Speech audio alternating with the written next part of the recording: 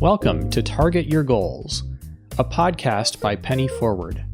Penny Forward is a community of people who are blind, their family, and friends who share a common interest in financial independence.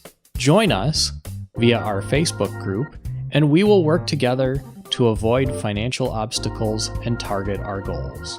The purpose of this podcast is to introduce you to people who have set interesting goals and are succeeding at accomplishing them. Join us as we meet these people and cheer them on as they work towards their own success.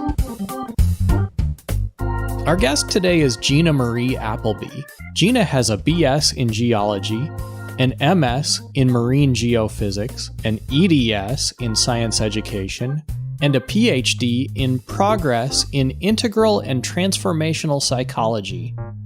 Gina was a totally blind PhD student working as a figure model with a dream of living independently while being priced out of her home city of Charleston, South Carolina. She decided that she was going to build a tiny home to live in independently. Gina, thanks for being here. Thanks for having me, Chris.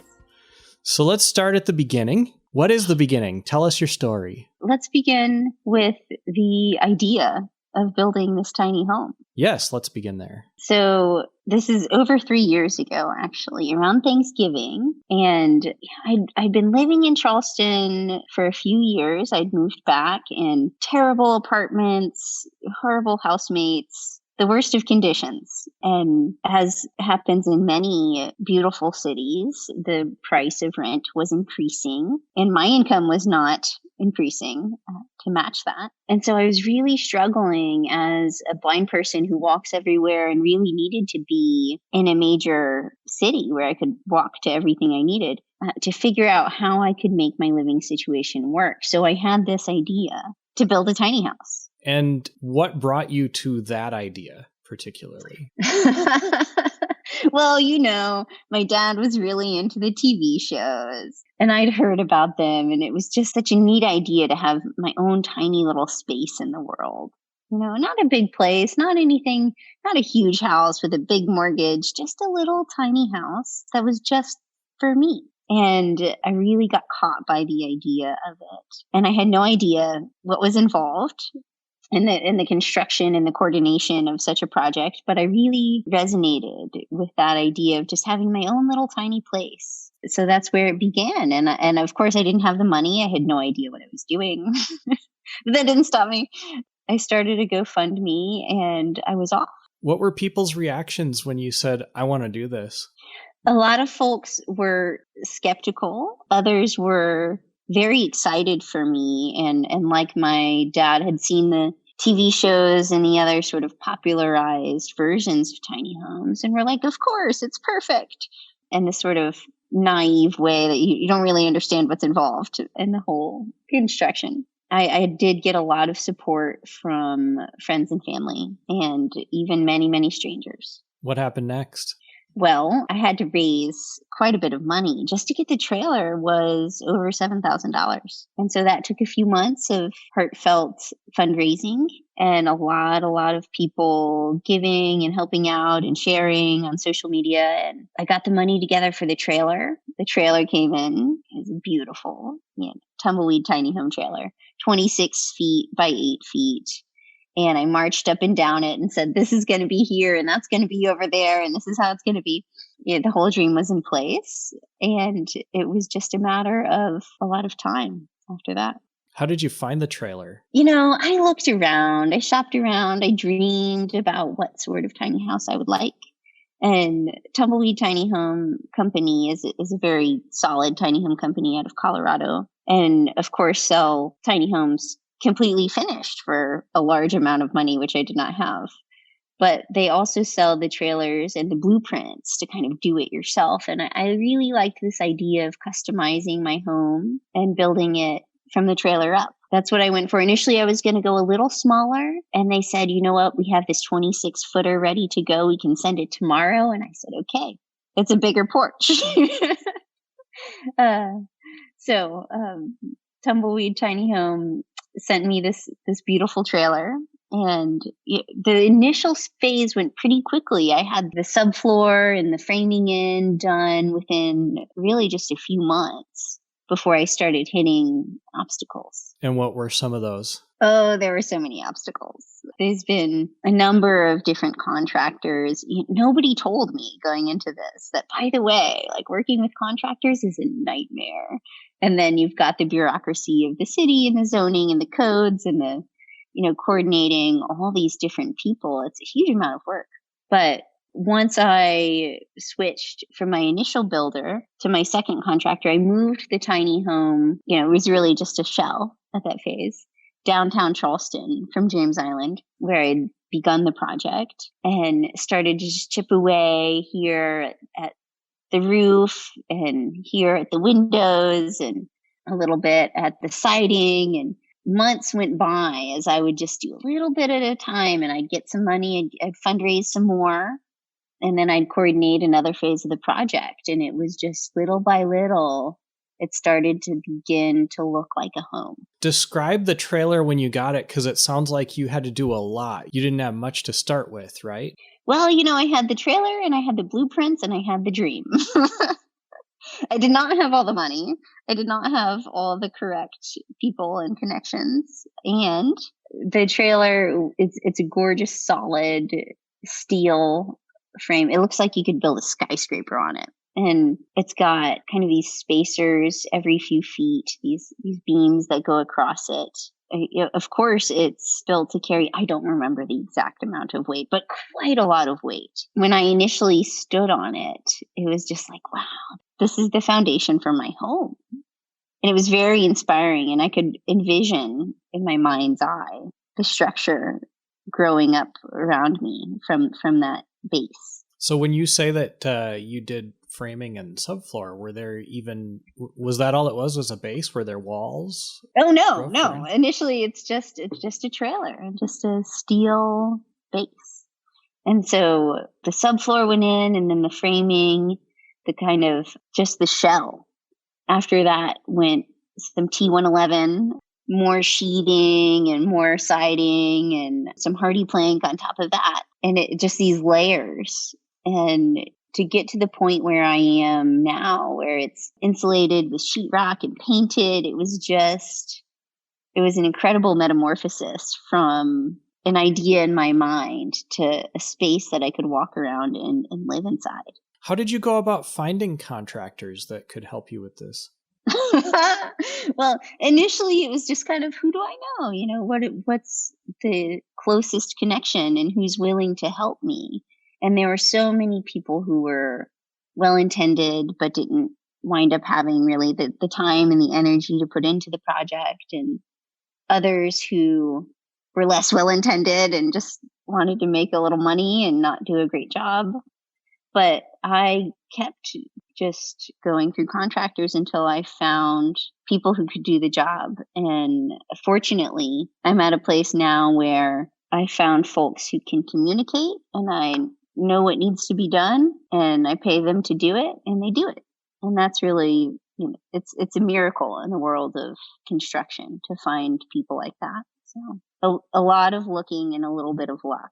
And so when a contractor told you that something needed to be done and you felt like maybe they weren't telling you the right thing, or maybe giving you the runaround, or even trying to screw you over a little bit, right. How did you know? How did you know whether they were right or you were right? That was a huge learning curve, actually, because coming into this, I knew nothing about building. I knew nothing about constructing a home. And, that's not my background. I'm a psychologist, for crying out loud. And I really had to educate myself and talk to a lot of people and get a lot of feedback in terms of, is this a good idea? I kind of think this sounds a little weird, or this sounds a little too expensive. And other times I would doubt, and then it turns out that the contractor would be right. So it was an enormous learning curve as to like, well, is this the right thing to do? When there was a question of quality versus making something work for a little bit cheaper of a price, I chose quality. And I was criticized for that because it was a fundraise project, but in the end, I'm going to be living in this place until I'm old and gray. And I want it done right. And I have no regrets about any of those decisions in the process. So talk more about the fundraising. How did that all shake out? Wow, what an ordeal. I had no idea. In my mind, I thought, well, you put a GoFundMe up, people just throw money at you, and then you do what you want to do, right? No, that's not how it works. So initially, I was very, very fortunate with support in the initial GoFundMe effort. And that really got me started with the trailer and the initial materials. But then I partnered with a wonderful nonprofit organization called I Got Legs, which is a nonprofit that helps people with disabilities achieve independence. And that organization was very helpful in terms of getting the word out and the publicity and just kind of amping up my efforts in a way that I was just, as an individual, not really prepared for. And that really kicked it off to a very solid start, and other organizations caught wind of it and became very helpful to me. The Somerville Lions Club, which is a nonprofit that does a lot to help blind people, that's a local chapter of that national network, and they were extremely helpful. The Good Friends of the Low Country. And there were so many individuals who gave a lot and a lot who gave little. That made a really big difference. News networks caught on. I did a couple kind of extreme things where I was like, I'm going to walk the Ravenel Bridge for 8 hours straight, give me money for my little house, and other things just to kind of catch the public attention. There was a local flower shop that sold flowers to collect money for the tiny house. Charity Blossoms, they called it. Tiger Lily is the name of the flower shop. And they raised thousands of dollars. My yoga studio, likewise, had a special fundraiser and raised a lot of money. And so there were a lot of people and businesses and organizations along the way who said, you know what? This is a good idea. Let's help her out. And I wouldn't be where I am without them. But it sounds like you put in a lot of effort, too, in order to find those organizations and build publicity for this. How are you going about doing that? Oh, yeah. I put a huge amount of work into this, and it had my heart. And so my energy just flowed into it seemingly without effort.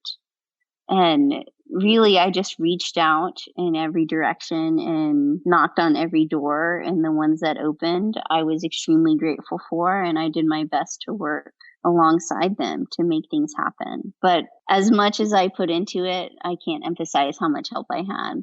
So I'm extremely grateful for all of it. Did any of the organizations or individuals that fundraised for you put any strings on that money? Not really. Other than it looks good for people to help people in a situation such as mine.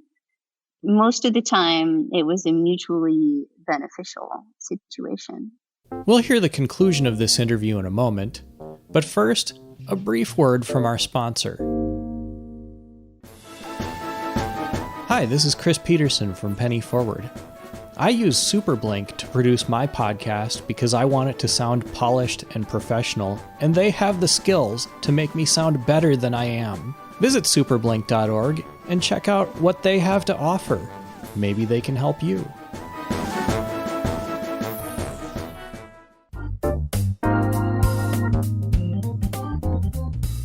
You said you had doubts. Did you ever just want to give up and say this is taking too long? I want to quit? That's never been my style. I'm just not a giver-upper.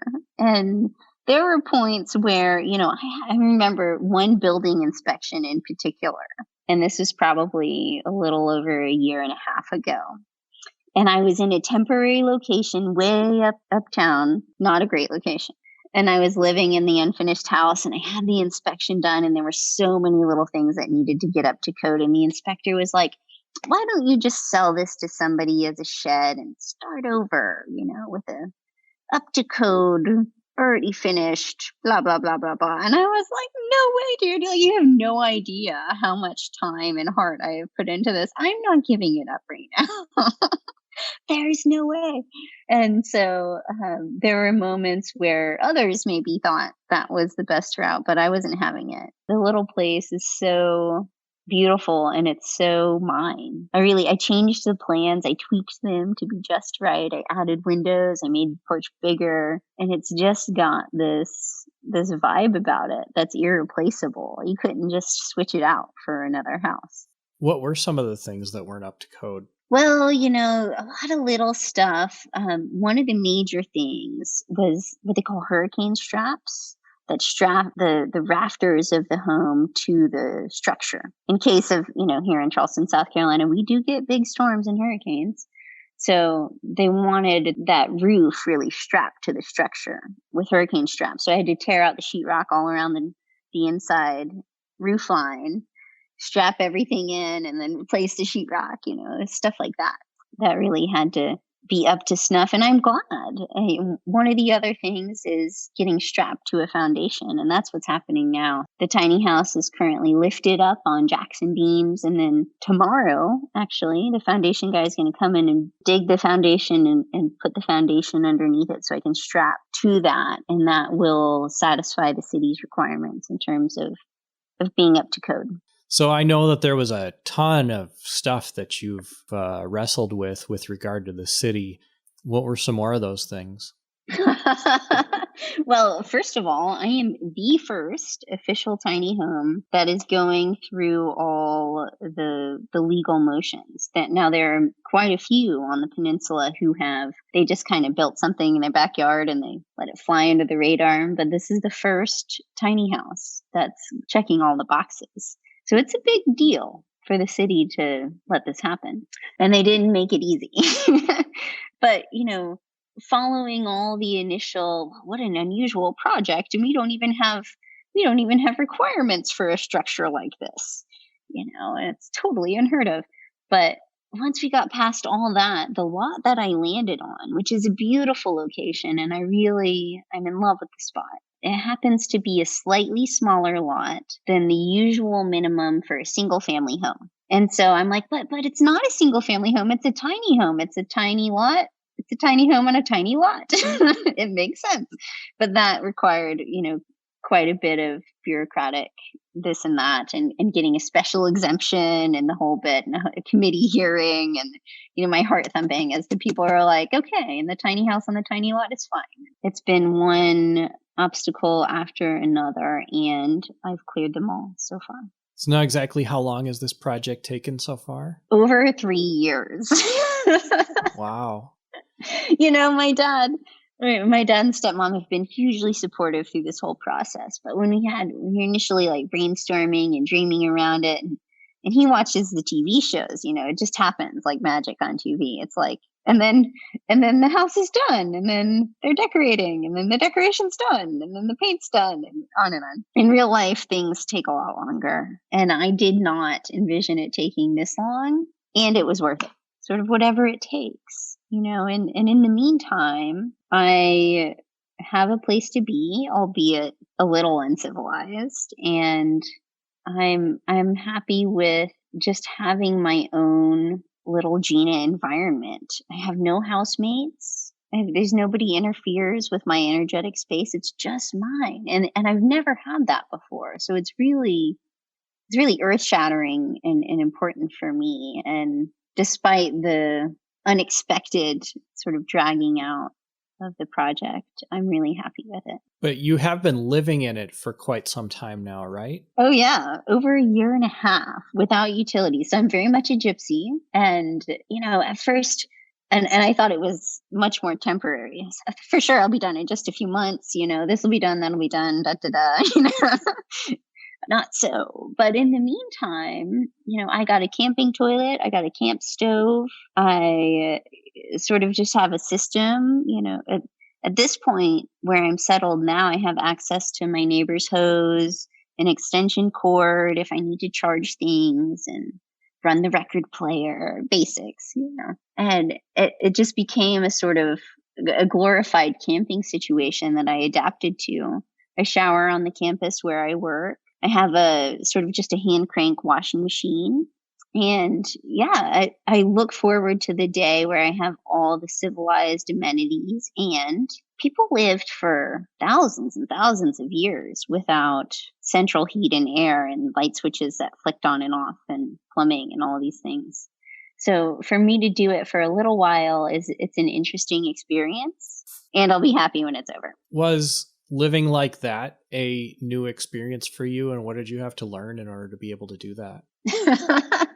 Well, I have always loved camping, and that sort of adaptive mindset is not new to me. But the situation itself it was novel. I was like, well, how do I cook in this situation? I'll put the cutting board on the porch railing, and I'll just put this over here and that over there, and then, set the camp stove in the yard there and wash the dishes in the hose. And it was a little learning curve, but once I got it, I have a system in place. It just becomes habit, carry the camping toilet out in the morning, and I think like most people, I had been overly attached to the comforts and conveniences that we usually live with every day. And once those were removed, I realized that life could go on just fine as long as I was willing to do a lot of little things to do the work to make life work. Has anyone ever said, Gina, you can't live like that. You can't do this. That's illegal. Technically, yes. I am a little bit flying by the grace of my community and my entire street. It's like I'm a figment of H Street's imagination. We're like, oh, she's there. She's not really there. The home is being stored there is what's happening. But nobody has come to me and said, Gina, you can't do that, because I am doing it. And anybody who knows me and who knows how I tick knows I'm going to pull it off. And in some ways, I'm holding it together more than others that I know who have all the conveniences available to them. So because I'm sort of presenting confident and competent front, no one really questions what I'm doing. And there's always on the horizon a completion. So I'm not asking to do this forever. It's a temporary situation. So if you could describe the state of the tiny home right now, like what is it like and what is coming next in the project? The tiny home right now is gorgeous. It's mostly completed. I mean, the structure itself is complete minus utilities and interior carpentry. So what the house is, it's 26 by 8 feet, and it's got a front porch that's 4 feet deep. And then it's got, 5 large casement windows downstairs, including 4 kind of skylight windows, and then 2 smaller windows in the upstairs loft. So there's a loft over the porch and then a large bedroom loft over the bathroom. And currently, as of just a few days ago, the entire home has been hoisted up on very strong jacks and beams, about 3 feet higher off the ground than it would have been. And that's so that the foundation can be dug and poured underneath it tomorrow. And I really like having it up higher. So I'm actually going to have the foundation built up so that the house sits up a little bit higher off the ground.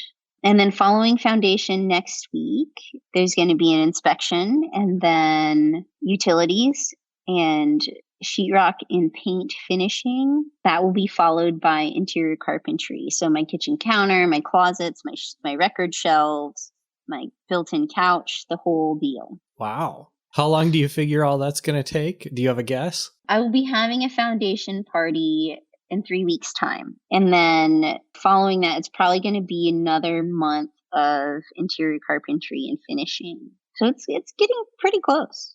And do you mind me asking what the total budget for this project is, if you know? Another estimate. I was way off in the beginning. I had no idea. I sort of sketched together stuff.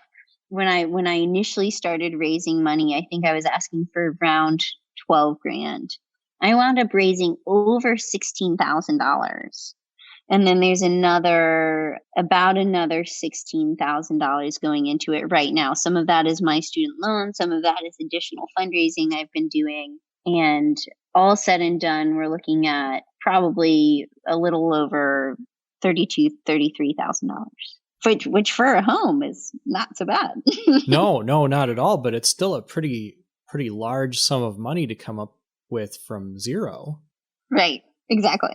So how have you felt throughout this whole process, and how do you feel about it now? To be honest, it's been a little roller coaster of excitement and frustration and exhilaration and devastation at yet another obstacle, followed by relief when that yet another obstacle was overcome. And I feel very satisfied with the entire project and extremely grateful for all the support and help that I've had along the way. I can't tell you how much it means to me to be living in a space that's literally the manifest kindness and generosity of other people. And how excited I am for the rest of my life. This is going to be my place that I can live. I don't have to depend on anybody else for it. And it's just, that's an incredible feeling. Do you have any advice for somebody else that, might be thinking about doing the same kind of thing? Oh, gosh.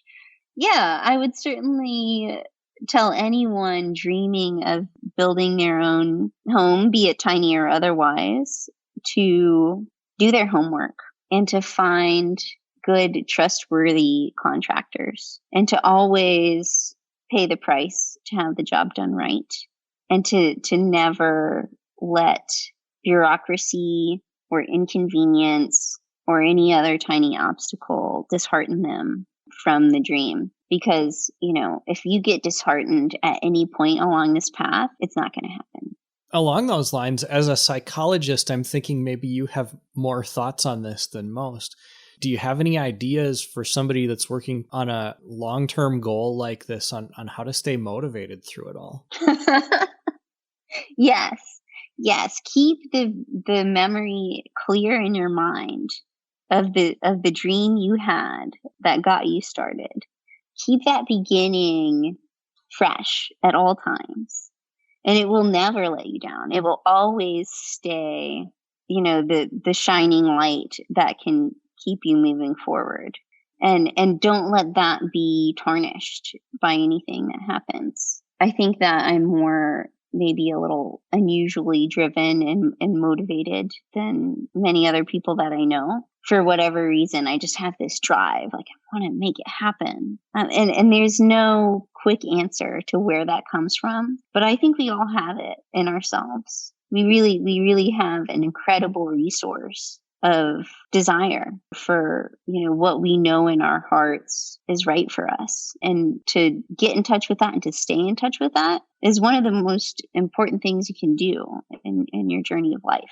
Was being blind a challenge for you throughout this process? Well, of course, and that has many sides to it, but two that are obvious. And the first side is that I couldn't see what people were doing. I couldn't see their plans. I couldn't see what they had done. I had to either trust the people doing the work or my friends with eyeballs that could check it out for me. So that's one side of it, is I couldn't directly observe the plans for what was happening and what was happening and what had been done. The other side is that perceived disability, that secondary disability where people think, oh, she's blind, so she's not going to know if I don't finish the blah, blah, blah. This kind of perception that for whatever reason, because I'm blind, I must also not be competent or fully needing something done correctly in a certain way. This is such a great story. I'm really excited for you. I'm really proud of you. I would imagine that all of the internet that has followed this journey are really proud of you and cheering you on. Where can people learn more about this? Oh my gosh. I had a buddy early on who was like, we're going to start an Instagram story on the tiny house. We're going to follow it every step of the way. And of course, lost track of it, probably a year in because it's such a long project. I post regularly on my Facebook with whatever photos and updates that I have.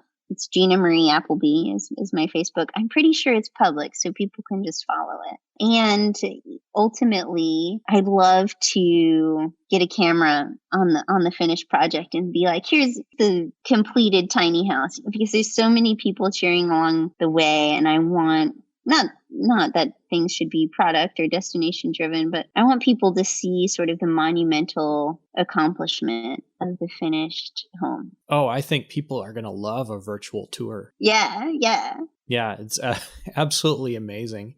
Again, I just want to thank you for being here, and I'm really excited and proud and have all kinds of feelings about this.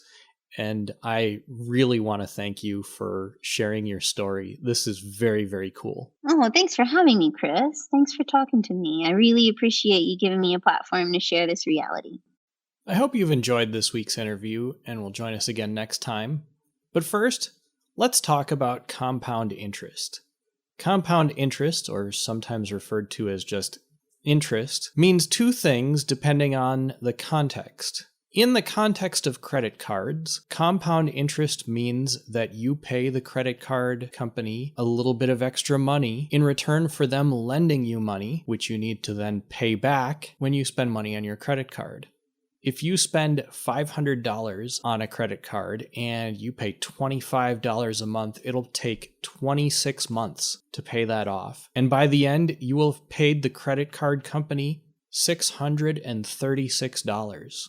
On the other hand, if you put money in a savings account, you also earn compound interest. And in this case, the bank pays you to have money saved in their savings account. They don't pay you as much as a credit card company charges you to use their money, but you do make a little bit of money by having your money saved in a savings account. As an example, if you put away $25 a month for 26 months, which is just a little over 2 years, you will have saved about $612 in the average savings account. That is something that you may want to take into consideration the next time you think about spending money using a credit card. Bankrate has a nice screen reader accessible calculator, which will help you to determine if you spend a certain amount of money on a credit card, about how much you will pay, and about how long it will take to pay that off. Check that out and think about it. Do you want to accumulate money, or do you want to pay someone else to lend you money? Sometimes you don't have a choice, but when you do, accumulating money may be a better choice in the long term. We hope you have enjoyed this week's episode of Target Your Goals, a podcast by Penny Forward. For more information about Penny Forward, like us on Facebook, join our Facebook group, or visit www.pennyforward.com. Until next week, I'm Chris Peterson. Thanks for listening.